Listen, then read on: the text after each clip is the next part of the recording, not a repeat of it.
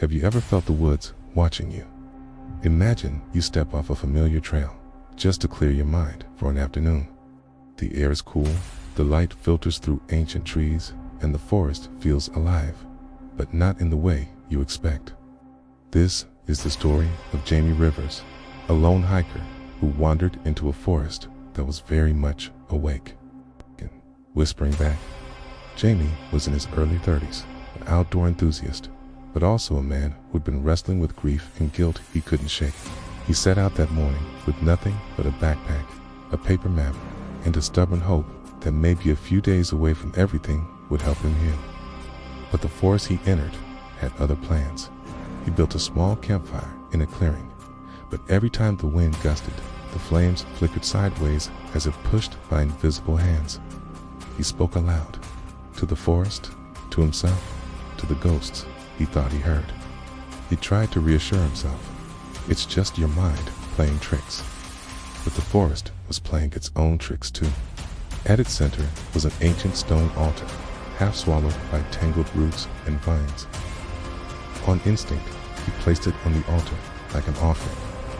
He didn't know why, but the wind calmed and the forest seemed to breathe with him. But Jamie understood.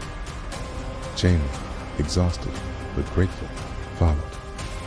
As he stepped carefully through the brush, the whispers faded, replaced by birdsong returning to the canopy.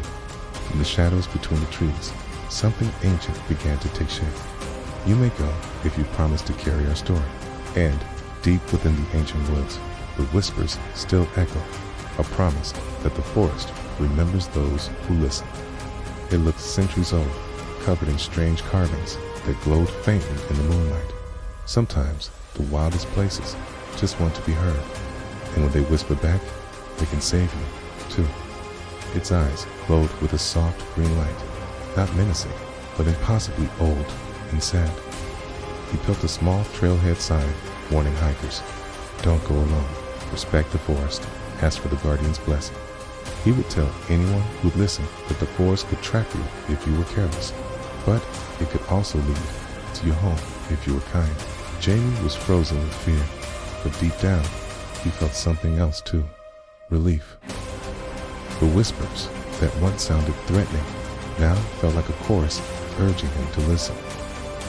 The whispers grew louder here, echoing off the trees like a forgotten chant.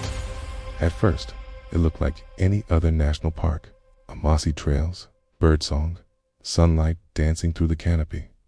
But as Jamie hiked deeper, he noticed something strange. The paths seemed to twist behind him, reshaping when he wasn't looking. Behind him, the forest spirit stood at the edge of the woods, its shape dissolving back into the trunks and roots, leaving no sign it was ever there, except for the feeling in Jamie's chest that the forest was still with him. He'd follow a trail marker, only for it to disappear. He'd check his map, but the landmarks didn't match the terrain anymore. The deeper he went, the quieter it became. The normal chatter of birds and insects faded, placed by a low, almost human whisper carried on the wind. Hours turned to night. Jamie's phone battery died. By the second day, Jamie was completely turned around. Exhaustion and panic clawed at him. The trees seemed to lean closer, as if listening. He'd hear a twig snap behind him, turn, and see nothing but shadows shifting between trunks. At times, he swore he heard children giggling in the wind, or voices calling his name from places he couldn't reach. That night, under a full moon, Jamie stumbled into a hidden clearing. Jamie, desperate and delirious, fell to his knees beside the altar. I don't know how to get out. I'm sorry. Didn't mean to trespass. I just wanted to be okay again. He searched his pockets and found his last granola bar. It was the forest spirit, a towering figure woven from bark and vines, crowned with antlers that seemed to grow straight from its head. The forest spirit didn't speak like a human. Its voice was the wind, the rustle of leaves, the creak of old branches bending. You were lost, but you listened. You gave back. The roots around the altar shifted, opening a clear path lined with tiny, flickering lights, like fireflies guiding the way. By dawn, he emerged from the tree line, dirty and shaken, but alive. Months later, Jamie returned, not to hike alone this time, but to protect the ones who came after him. Sometimes, they say, when people wander too deep, Jamie is there to guide them back, because not every place that scares you wants to harm you.